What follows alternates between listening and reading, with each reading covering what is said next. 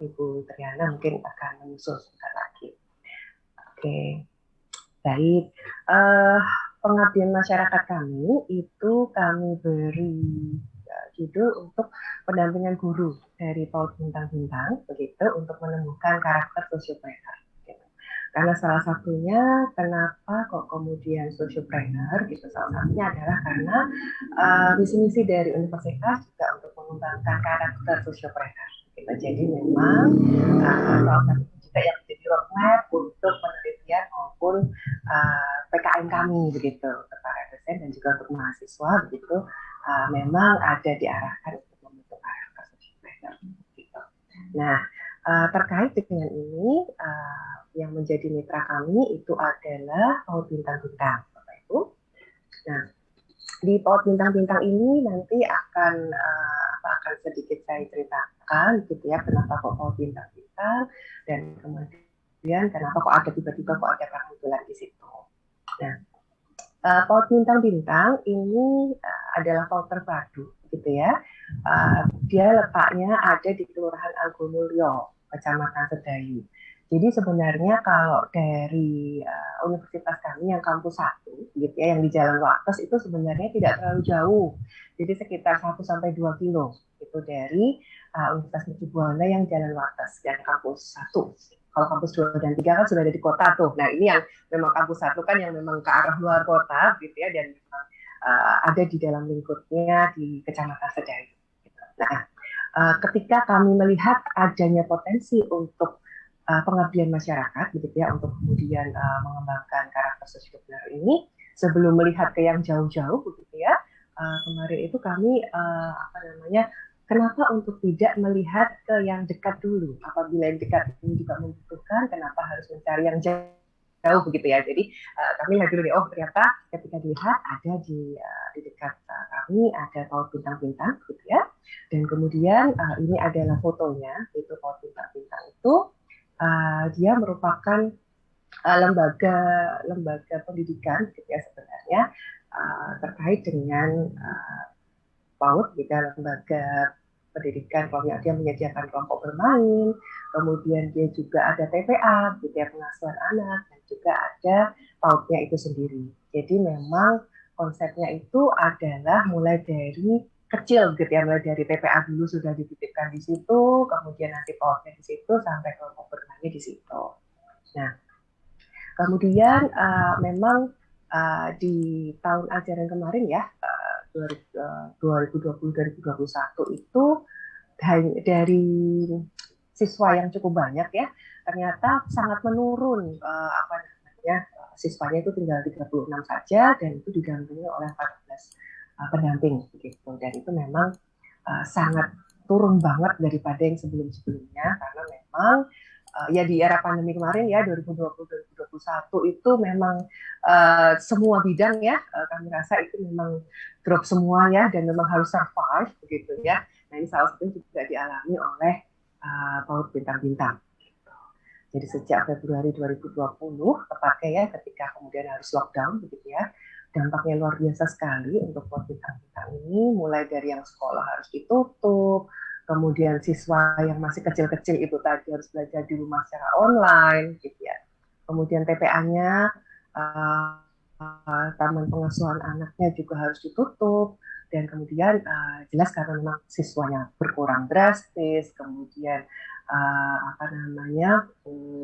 yang dititipkan juga berkurang drastis itu pasti sangat berpengaruh pada pemasukan lembaga yang memang selama ini besar itu adalah mendapatkan dari SPP dari siswanya. Jadi memang yaitu berdampak sekali pada honor yang diterima guru kemudian sangat berkurang. Kemudian karena memang harus survive gitu ya, PAUD Bintang-Bintang ini di sekitar bulan April 2020 para pendidiknya gitu ya di bawah koordinasi kepala sekolahnya ya Bu Siti mereka mulai berwirausaha. Jadi mulai ada keinginan untuk berwirausaha untuk bagaimana caranya tidak hanya menggantungkan diri pada SPP siswa gitu ya. Jadi mereka mulai berwirausaha, mulai menjual sembako, kemudian reseller makanan begitu ya, tetapi dari PAUD guru-guru PAUD dari yang lain gitu dari lembaga yang lain.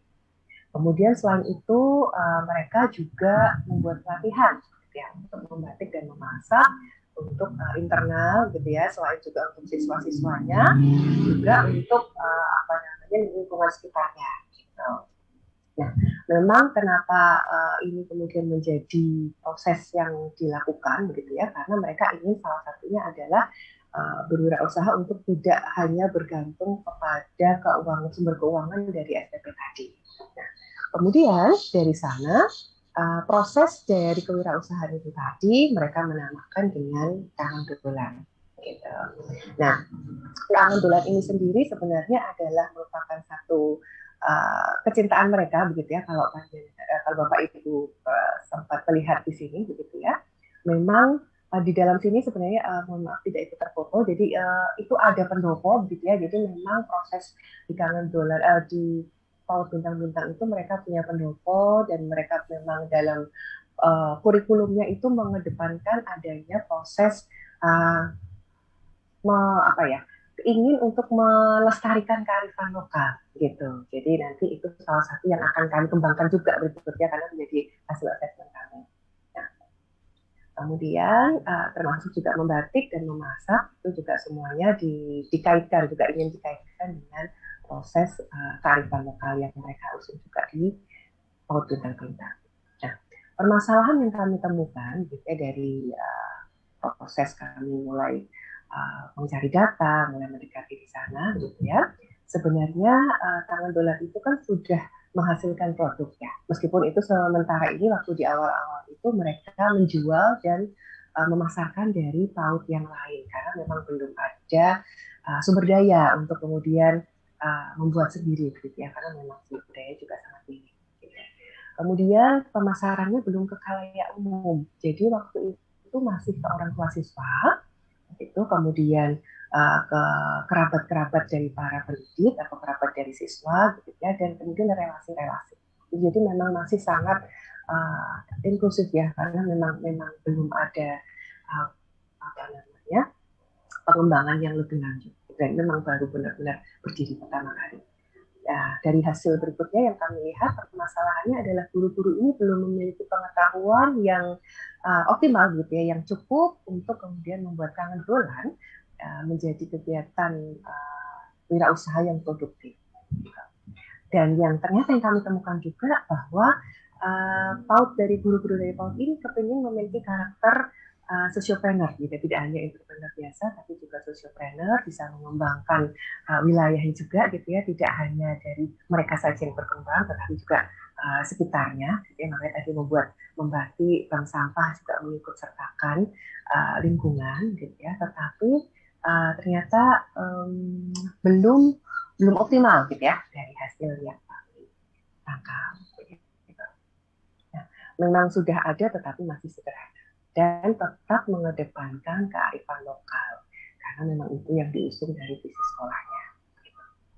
Nah, dari hasil ini, gitu ya, dari hasil pengamatan, dari hasil pengambilan data, dari permasalahan yang ditemukan, akhirnya kami memberikan solusi yang kami tawarkan. Gitu. Nah, dari solusi yang ditawarkan itu yang pertama adalah memberikan pengetahuan tentang psikologi konsumen dan pemasaran. Jadi nanti akan lebih detail setelah ini akan dibahas tentang pengetahuan tentang konsumennya seperti apa, tentang image dari brand itu yang mau dibangun seperti apa, itu nanti kami berikan di sana. Kemudian termasuk juga mengetahui tentang kompetitor, begitu ya, tentang kemudian identitas dari brand kangen dolan ini mau dibentuk seperti apa, itu kami berikan di sana. Kemudian selain itu juga memberikan pengetahuan dan keterampilan tentang media online. Selain sebagai media pemasaran, juga sebagai sarana untuk menginspirasi guru PAUD lain yang mungkin juga mengalami hal yang tidak jauh berbeda gitu ya, karena memang kan naik turun ya waktu itu ya, di 2020 2021 kan memang pandemi sangat puncak-puncaknya ya di situ. Kalau sekarang kan sudah lumayan ya, sudah vaksin sudah hampir semua divaksin, jadi sudah ekonomi sudah mulai bangkit lagi. Jadi waktu itu yang kemudian kami highlight begitu ya, terkait juga salah satunya dengan mengembangkan atau bisa menginspirasi guru PAUD lain yang kemudian salah satunya dikaitkan dengan sosmed tadi.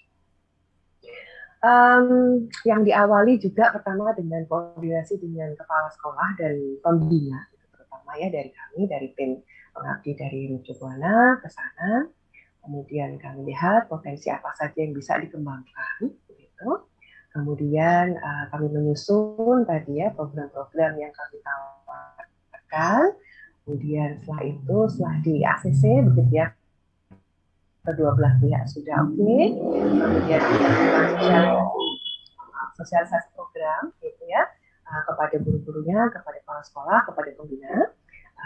Dan terutama guru-guru PAUD yang memang guru inti ya, dari 14 tadi ya di awal memang ada 14 pendidik, tetapi karena proses keuangan dan lain-lain begitu ya, kondisi hanya jadi 8 nih akhirnya, kemudian memang standby ada di bawah bintang. Dan sebanyak guru yang terlibat. Kegiatan ini cukup lama, mulai dari bulan April hingga Oktober 2021, jadi memang pendampingan yang cukup melekat begitu ya, sehingga kami ikut terlibat dalam proses perjalanan sebenarnya PAUD Bintang-Bintang dengan Kangen Tulennya. Kemudian berikutnya pelatihan pemasaran yang kami berikan itu berdasarkan tadi ya dari psikologi konsumen, menggali produk unggulan yang kemudian itu berbasis dengan kearifan lokal. Mulai dari mengenal brandnya seperti apa, Kangen Tulen ini mau dibentuk seperti apa, begitu ya, identitasnya, brand identity-nya mau seperti apa, kemudian image-nya mau dibangun seperti apa, kalau itu mau membangun mengedepankan kearifan lokal seperti apa yang diinginkan oleh Kangen Tulen gitu, untuk dibangun gitu ya, untuk menjadi brand yang kuat begitu ya, sehingga meskipun ada kompetitor begitu ya, mereka juga tetap punya sesuatu yang tidak dimiliki oleh kompetitor gitu ya, untuk mengenali diri sendiri. Ada analisis SWOT yang kami coba untuk sharekan begitu, sehingga mereka bisa memetakan sendiri juga gitu ya. Jadi kami selain mendampingi, kami juga meminta mereka melakukan sendiri, sehingga agar apabila nanti tidak ada kami lagi begitu ya, program ini tetap bisa berjalan dan mereka juga sudah bisa tahu begitu ya, nanti kalaupun ada pengembangan mereka bisa menyusul SWOT-nya kembali. Termasuk juga mengenali kompetitor seperti apa begitu, karena kan kearifan lokal ini kan semakin kesini ini kan orang-orang datang ke Jogja itu kan mencari hal-hal yang berbau etnik, berbau kearifan yang tidak ada di tempat lain, yang hanya ada di Jogja. Nah ini nanti yang kemudian kami juga berikan begitu ya kepada Kepot Bintang-Bintang oleh Kangen Tulen, sehingga mereka punya competitive advantage ya, seperti itu ya, sehingga mereka punya sesuatu yang tidak dimiliki oleh yang lain, yang itu kemudian bisa ditonjolkan nanti di sosial media mereka, sehingga nanti ketika orang mau mencari produk tertentu, nah mereka bisa search, oh yang keluar Kangen Tulen nih gitu. Karena ini punya sesuatu yang meskipun sama-sama kearifan lokal, mengedepankan budaya Jogja, tapi yang Kangen Tulen punya sesuatu yang khas. Termasuk juga ada sedikit yang kami sharekan terkait dengan bisnis model kanvasnya begitu, yang sederhana begitu ya, karena kalau terkait dengan yang besar kan cukup pelik begitu ya, tapi ini kami lakukan sederhana saja melalui misalnya nanti produsennya dari mana, distribusinya seperti apa, bagaimana kemudian nanti menjaga agar konsumen itu tetap mau membeli ke sini seperti itu. Dan yang berikutnya adalah pelatihan yang memanfaatkan media online sebagai media pemasaran untuk memasarkan produk-produk Kangen Tulen. Nah, salah satunya adalah membuat Instagram, gitu. Instagram yang yang memang kemudian sebisa mungkin meskipun masih sederhana ya di awal kan, memang karena belum buat ya, sehingga mereka membuat kami dampingi begitu ya, mulai dari pemilihan foto-fotonya seperti apa, kemudian fitnya yang menarik itu seperti apa gitu. Tampaknya tadi beberapa rekan yang lain juga menggunakan metode yang sama ya, Instagram gitu ya, karena memang saat ini tuh mungkin Facebook sudah memang sih ya ada juga, tapi memang banyak sekarang mulai beralih ke Instagram ya. Jadi memang waktu itu yang kami sasar pertama adalah Instagramnya. Untuk kemudian apa saja yang menarik, foto seperti apa yang kemudian bisa menjual begitu ya, sehingga tidak, meskipun barangnya sederhana, tapi kalau misalnya di foto dengan menarik, kemudian dipasang di feed yang menarik juga dengan caption yang menarik, pasti orang akan tertarik. Termasuk membuat hashtag yang kemudian nanti orang bisa cari itu yang apa aja. Seperti itu. Kemudian selain itu yang ketiga adalah sharing session. Jadi sharing session entrepreneur gitu ya, di situ tentang berbagi ilmu dan juga pengalaman. Ini kami mendatangkan ahlinya gitu ya. Jadi ada Bapak Bambang dan Ibu Rinit gitu ya, yang kami undang gitu ya untuk memberikan sharing gitu ya terkait dengan proses pengalaman sebagai entrepreneur itu seperti apa saja, jatuh bangunnya seperti apa gitu ya, terus kemudian kenapa bisa sampai membuat mulai dari yang kecil akhirnya kemudian bisa memberdayakan lingkungan sehingga semua bisa menjadi entrepreneur bersama-sama, menjadi membangun social entrepreneur gitu. Kemudian itu dari pembicaraan pertama, kemudian dari pembicaraan kedua itu terkait dengan psikologi konsumen untuk pemasaran produk yang berbasis sociopreneur. Jadi apa namanya, based on best practice gitu ya. Jadi best practice beliau berdua, sehingga kemudian ada tidak hanya dari kami gitu ya. Jadi memang ada benar-benar apa namanya proses dari yang lain. Sebentar saya coba.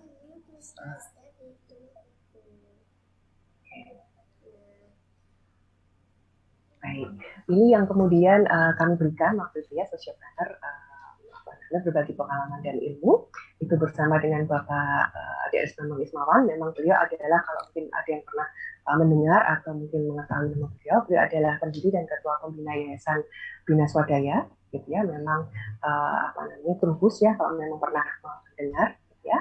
Dan yang kedua adalah Bu Ririt ya, Bu Purnani ya, Bu Ririt yang terkait dengan pengembangan SDM dan kewirausahaan sosial. Jadi memang beliau berdua yang intens gitu ya terkait dengan proses-proses sociopreneur.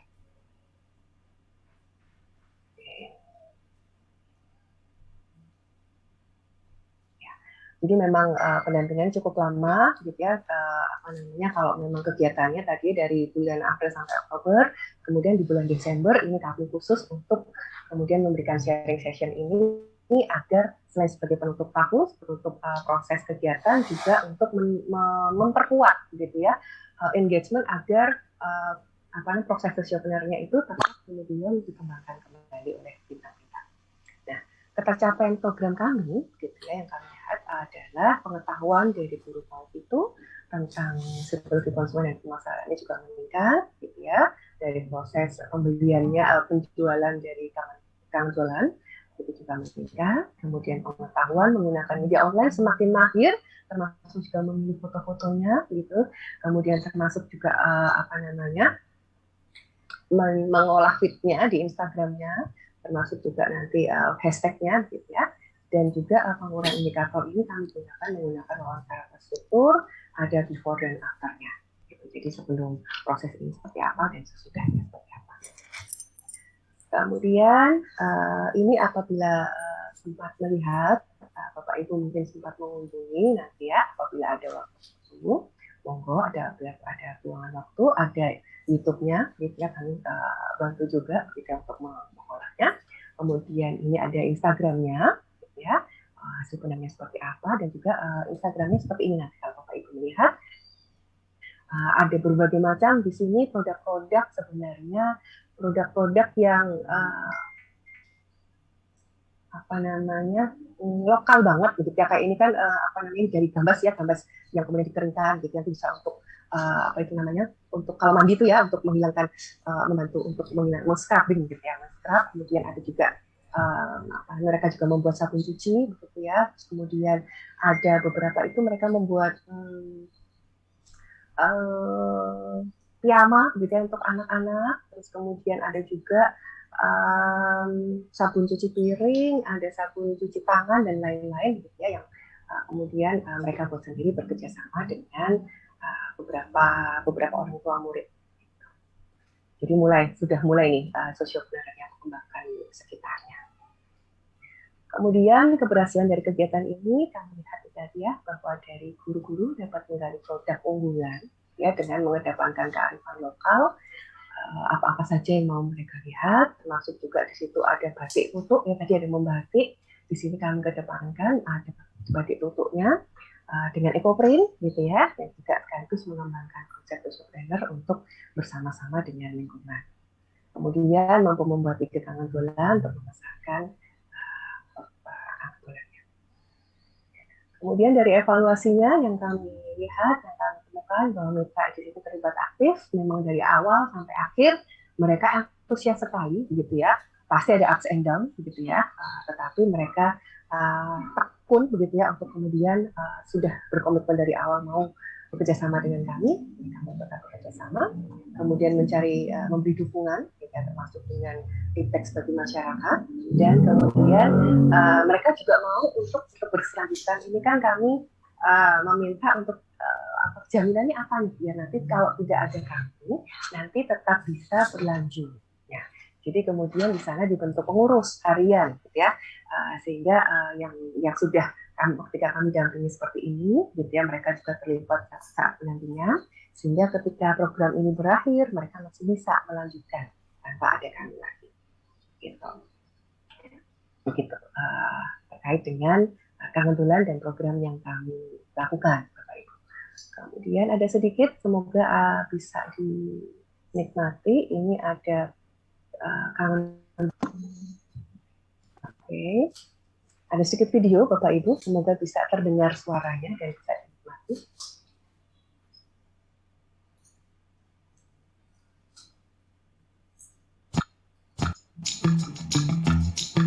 Apakah bisa terdengar? Apakah bisa terdengar? Bisa, Bu.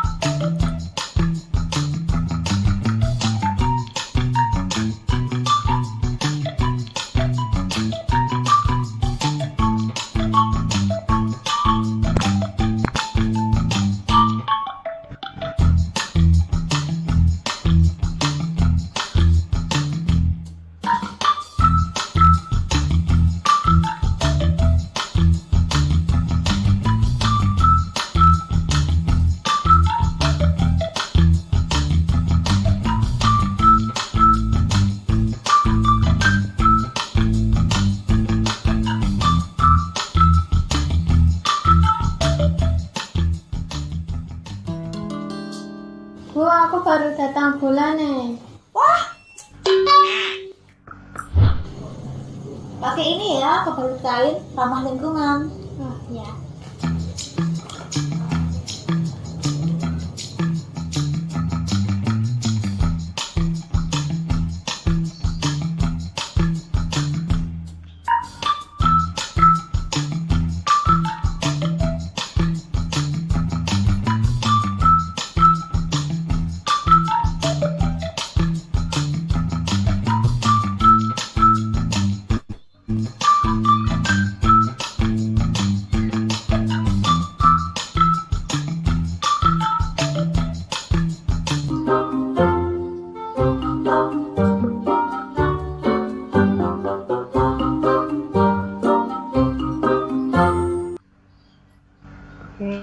Baik, Bapak Ibu tadi sekilas tentang soal bidang-bidang dengan kami jelas. Terima kasih banyak untuk waktu yang diberikan. Oke, terima kasih Ibu Rani untuk presentasinya. Mungkin satu pertanyaan dikarenakan durasi, dipersilakan kepada Bapak Ibu.